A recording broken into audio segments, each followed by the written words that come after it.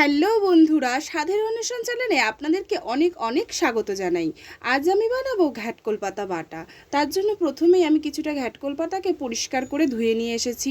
এরপর একটা খালি কড়াইতে আমি কিছুটা তেল দিয়ে নেব। তেলটা গরম হয়ে আসলে কালো জিরে, শুকনো লঙ্কা ও কিছুটা রসুনকে আমি ভালো করে ভেজে নেব। এগুলি ভাজা হয়ে গেলে আমার কেটে রাখা ওই ঘাটকোল পাতাগুলি এর মধ্যে দিয়ে কিছুক্ষণ নাড়াচাড়া করে নেব। এরপর আমি কিছুটা হলুদ ও নুন দিয়ে ভালো করে এগুলিকে ভাজবো।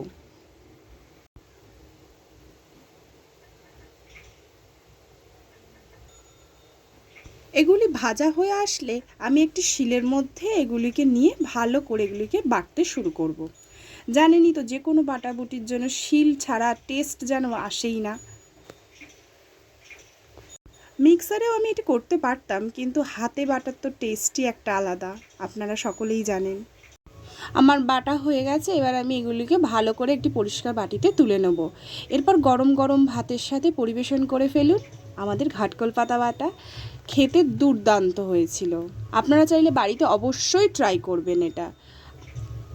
আপনাদের যদি রেসিপিটি ভালো লেগে থাকে তবে অবশ্যই আমার ভিডিওটিকে লাইক, শেয়ার করবেন এবং আমার চ্যানেলটিকে সাবস্ক্রাইব করবেন। এভাবেই পাশে থাকবেন। নমস্কার বন্ধুরা।